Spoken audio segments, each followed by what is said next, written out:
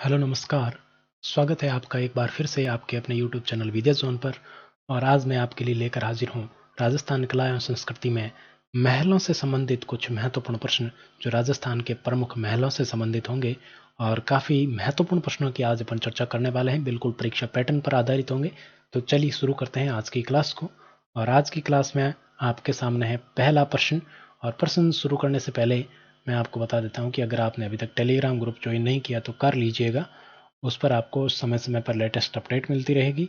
इसके अलावा अगर आप मॉडल पेपर देना चाहते हैं high court group D and LDC के, तो ऐप का लिंक भी आपको डिस्क्रिप्शन में मिल जाएगा। और इस मॉडल पेपर का लिंक, जो टेलीग्राम चैनल है, इसका लिंक भी मिल जाएगा। तो चलिए शुरू करते हैं अपन आज की क्लास को। और आज का पहला प्रश्न आपके सामने है, हवा महल के संदर्भ में निम्नलिखित में से गलत कथन का आपको चयन करना है।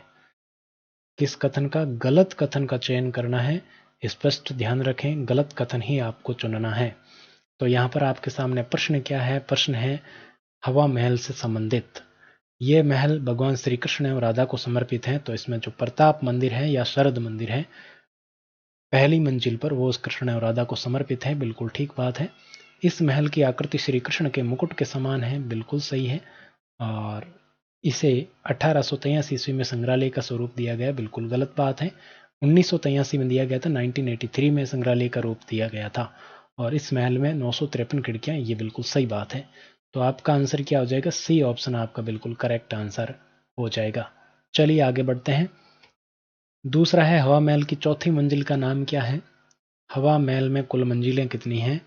ये भी आपको पता होना चाहिए। इसका वास्तुकार कौन था? लालचंद, ये भी आपको पता होगा। और इसका निर्माण है वो स्वाई प्रताप सिंह ने 1799 में करवाया था। ये भी आपको पता होना चाहिए। तो यहाँ पर अगर बात करें चौथी मंजिल की, तो यहाँ पर आपको पता है कि हवा महल में 5 मंजिलें हैं। और सबसे निचली मंजिल है वो शरद मंदिर या प्रताप मंदिर, उसको मैंने अभी आपको बताया। दूसरी है रतन मंदिर, और तीसरी आपके सामने विचित्र मंदिर, और चौथी है प्रकाश मंदिर, और पांचवी है हवा मंदिर। तो आपसे चौथी पूछी है, तो चौथी कौन सी हो जाएगी? प्रकाश मंदिर। बी ऑप्शन आपका बिल्कुल करेक्ट हो जाएगा। कई बार पूछ लिया जाता है कि हवा महल का निर्माण किस उद्देश्य से करवाया गया था, क्यों करवाया था? तो स्वाई प्रताप सिंह ने अपनी रानियों को तेज और गणगौर की जो सवारी निकाली जाती है जयपुर में, उस दृश्य को दिखाने के लिए हवा महल का निर्माण करवाया था। तीसरा प्रश्न आपके सामने है, मुबारक महल, वेलकम महल के संदर्भ में गलत कथन आपको बताना है। मुबारक महल और वेलकम महल, इसी को कहा जाता है मुबारक महल, इसी को कहा जाता है आपके वेलकम महल। तो पहला आपके सामने है ऑप्शन, ये महल चंद्र महल सिटी पैलेस जयपुर में स्थित है। तो बिल्कुल करेक्ट है, ये चंद्र महल सिटी पैलेस जिसको कहते हैं उसी में स्थित है। इसका निर्माण सवाई जय सिंह ने करवाया था। बिल्कुल गलत बात है। इस महल का, जिसका अपन बात कर रहे हैं मुबारक महल या वेलकम महल, का निर्माण माधो सिंह ने करवाया था। किसने करवाया था? माधो सिंह ने करवाया था। और एक मुबारक महल और है, मैं आपको बता देता हूँ, जो कि राजस्थान में ही स्थित है, और वो टोंक में स्थित है। मुगल शैली में निर्मित है। और इस महल में, जो टोंक वाला महल है, वहां पर ऊंट की बलि दी जाती है। किसकी? ऊंट की बलि दी जाती है। तो विशेष रूप से ध्यान रख लेना टोंक वाले की। तीसरा कथन यहाँ पर है, ये महल मेहमानों के स्वागत हेतु प्रसिद्ध है। बिल्कुल प्रसिद्ध है। और ये महल राजपूत मुगल स्थापत्य शैली में निर्मित है। बिल्कुल सही बात है। तो आपका आंसर बी ऑप्शन यहाँ पर हो जाएगा। गलत आपसे पूछा था। चलिए आगे बढ़ते हैं। चौथा प्रश्न आपके सामने, अंतिम हिंदू नरेश जिसने अश्वमेध यज्ञ करवाया था। अंतिम हिंदू नरेश जिसने अश्वमेध यज्ञ करवाया, कौन था? तो यहां पर आपके सामने है सवाई राम सिंह, सवाई जय सिंह, माधो सिंह और मान सिंह। तो यहां पर आपका करेक्ट आंसर होगा सवाई जय सिंह। अंतिम हिंदू नरेश के रूप में प्रसिद्ध हैं जिन्होंने अश्वमेध यज्ञ करवाया। कौन है? सवाई जय सिंह हैं, जयपुर के नरेश। और यहां पर अगर बात करें, इस यज्ञ में आमंत्रित ब्राह्मणों के निवास हेतु मान सागर जो झील है, उसमें जल महल का निर्माण करवाया गया था। वर्तमान में ये जल महल पक्षी अभयारण्य के रूप में विकसित किया गया है। ठीक है, जल महल है वो पक्षी अभयारण्य बना दिया गया है। और अंतिम हिंदू नरेश कौन है, तो इसने अश्वमेध यज्ञ किया, तो स्वाई जय सिंह। आगे बढ़ते हैं साथियों, वीडियो को लाइक ज़रूर करें और चैनल पर इसी प्रकार के वीडियोज़ आप देखना चाहते हैं तो सब्सक्राइब भी कर लीजिएगा। खोल के हनुमान जी के मंदिर में रोप वे कब स्थापित किया गया। पहले प्रश्न आता था कि राजस्थान का पहला रोप वे, अब देखो नए नए प्रश्न आने स्टार्ट हो गए हैं। खोल के हनुमान जी के मंदिर में रोप वे कब प्रारंभ किया गया, तो खोल के हनुमान जी का मंदिर कहाँ पर है पहले तो आपको ये पता होना चाहिए।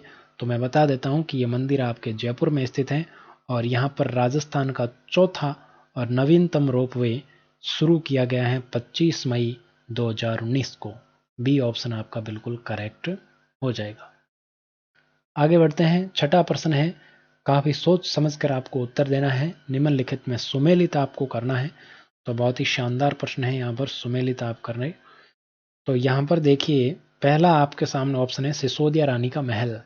तो सिसोदिया रानी का महल आपके किसके द्वारा निर्माण करवाया गया सिसोदिया रानी का महल, चलिए आपको मान लेते हैं पता नहीं है। मोती डूंगरी का महल, तो मोती डूंगरी के महल का निर्माण किसने करवाया। उसके बाद में है सामोद का महल, फिर है शीश महल। तो यहाँ पर साथियों अगर बात करें तो सिसोदिया रानी के महल का निर्माण है वो जय सिंह, सवाई जय सिंह ने करवाया था, यानी कि पहले में आपका कौन सा हो जाएगा, तीसरा हो जाएगा। तो पहले में तीसरा इसमें भी नहीं है, इसमें भी नहीं है और इसमें भी नहीं है, तो ये तीनों ही कट गए। ए ऑप्शन आपका बिल्कुल करेक्ट हो जाएगा। ऐसे ही आप कर सकते हैं अगर ऑप्शन मिल जाए। फिर भी अगर बात करते हैं मोती डूंगरी की, तो मोती डूंगरी के महलों का निर्माण माधो सिंह ने ही करवाया था, सीध में ही है। सामोद के महल का निर्माण बिहारी मल ने करवाया था, तो ये बिहारी मल हो जाएगा इसमें। और शीश महल आपके चौथा हो गया शिव सिंह। तो सी से शीश महल और सी से शिव सिंह याद रह जाएगा। ठीक है, तो यहाँ पर बिल्कुल सही मैच कर रहा है। सी में पहला है, डी में चौथा है, बिल्कुल करेक्ट है। छठे में ए ऑप्शन। आगे बढ़ते हैं, सातवां प्रश्न है, अलवर का सबसे आकर्षक महल कौन सा है। अलवर का सबसे आकर्षक महल, तो ये है भाई अलवर का सबसे आकर्षक महल, और वो है विनय सिंह द्वारा निर्मित विनय पैलेस। कौन सा है, विनय पैलेस है, विनय सिंह द्वारा इसका निर्माण करवाया गया। और इस महल के पास एक झील बनी हुई है जिसका निर्माण आपके रानी शीला के लिए करवाया गया था, और इसीलिए इस झील का नाम क्या है, सिलीसेड झील पड़ गया है। कि कौन सी झील है विनय पैलेस के पास में, सिलीसेड झील है। चलिए आगे बढ़ते हैं। आठवां प्रश्न आपके सामने है, सूची फर्स्ट और सेकंड को सुमेलित करना है। स्थान दिया गया है, कोठियां दी गई है एक तरफ, तो आपको बताना है कौन सी कोठी कहां पर है। तो यहां पर अगर बात करें तो सुनहरी कोठी आपके कहां पर है, टोंक में। दूसरा है लाल कोठी, तो लाल कोठी कहां पर है, जयपुर में।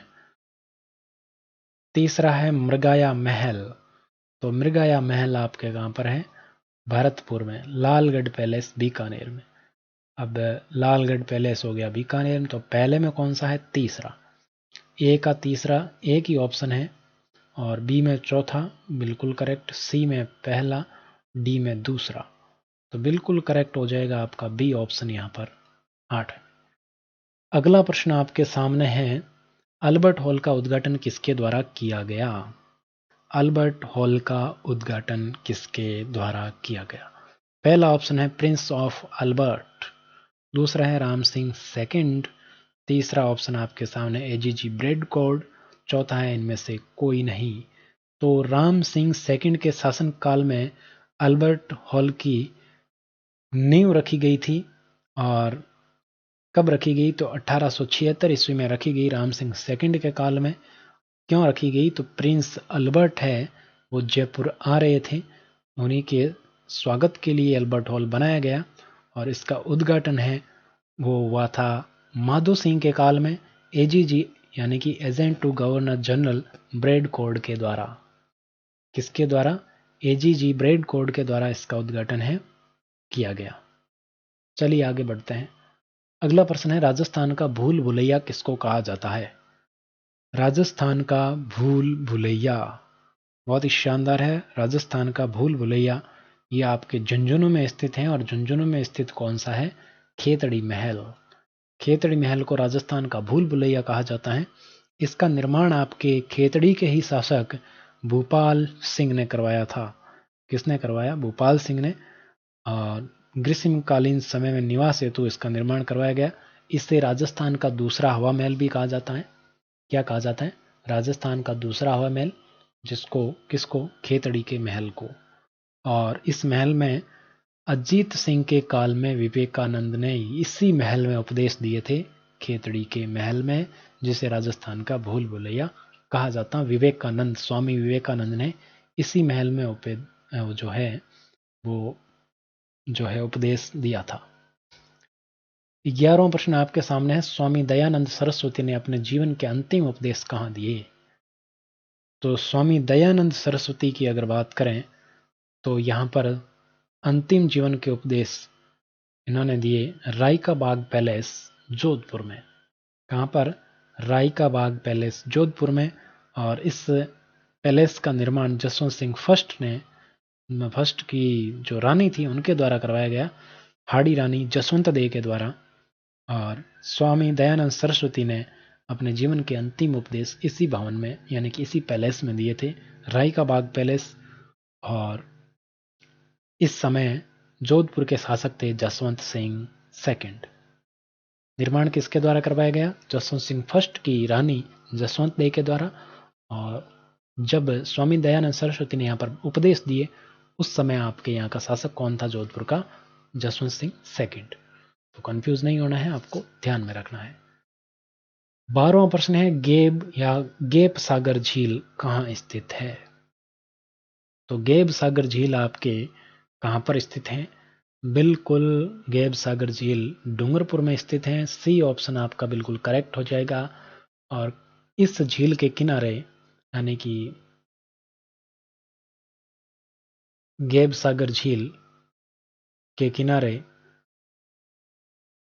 आपके महल बने हुए हैं। सर्वांत महल है, बादल विलास महल है, उदय विलास महल है। और यहीं पर आपके कालीबाई का स्मारक भी बना हुआ है। कालीबाई कौन थी आपको पता होगा? एक कहा जाता है कि भील जाति से संबंधित एक स्टूडेंट थी कालीबाई, छात्रा थी। और राजस्थान में इनको साक्षरता की देवी और राजस्थान का एकलव्य भी कहा जाता है कालीबाई को। राजस्थान का एकलव्य या राजस्थान में साक्षरता की देवी के नाम से जाना जाता है कालीबाई को। चलिए आगे बढ़ते हैं। अगला प्रश्न आपके सामने है, उमेद भवन किस शैली में निर्मित है? आपको पता है उमेद भवन कहाँ पर स्थित है? उमेद भवन आपके जोधपुर में स्थित है। और ये किस शैली में निर्मित है ये आपको बताना है। लाइक शेयर सब्सक्राइब जरूर करें, इसीलिए मैं आपके लिए नए नए चीज़ें लाता रहूँगा। इससे हमें मोटिवेशन मिलता है विशेष रूप से।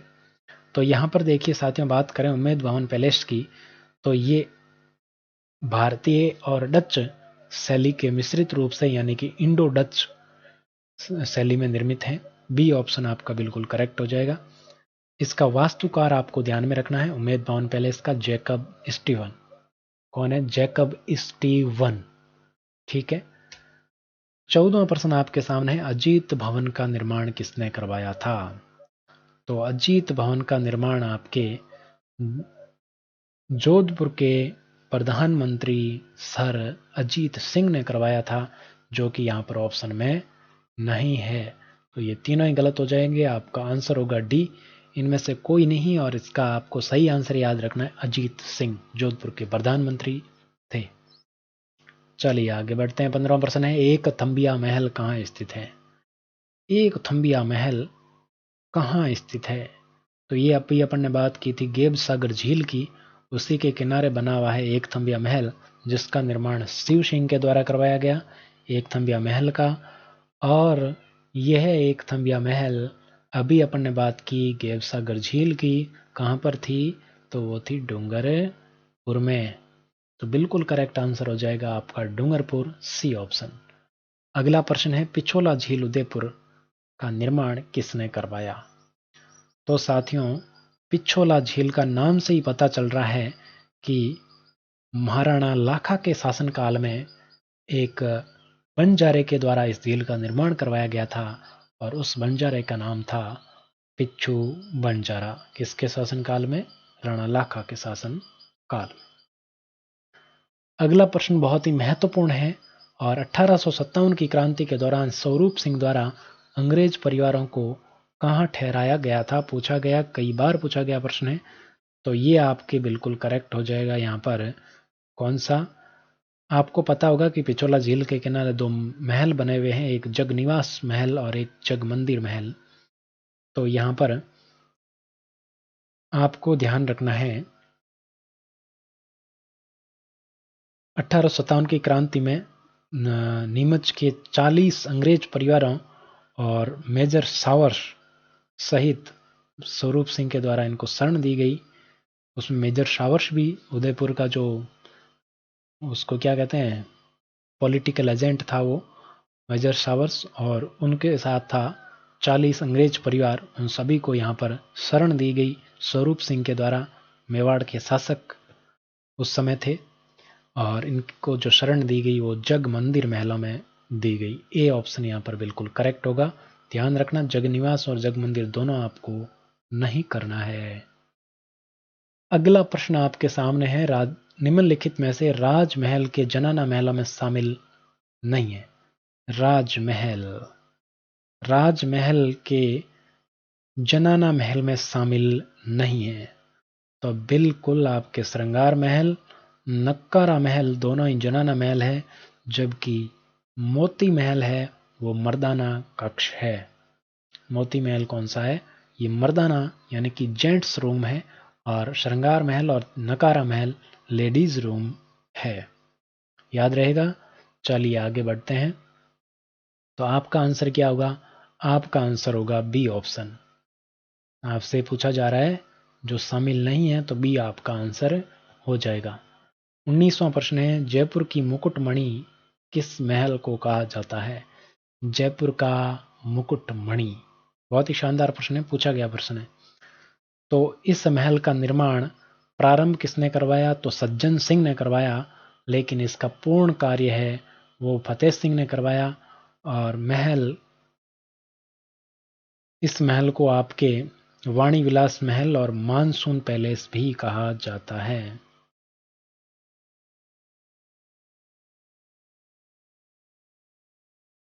तो बिल्कुल आपका कौन सा हो जाएगा? सज्जनगढ़ पैलेस बिल्कुल करेक्ट हो जाएगा यहाँ पर। चलिए आगे बढ़ते हैं। उदयपुर का मुकुटमणि है ये उदयपुर का मुकुटमणि किस महल को कहा जाता है? तो ये सज्जनगढ़ पैलेस को कहा जाता है। उदयपुर का वाणी विलास, उदयपुर का मानसून पैलेस, इसी को कहा जाता है। ठीक है। और ये है आज का अंतिम प्रश्न जिसका आंसर आपको देना है कमेंट बॉक्स में।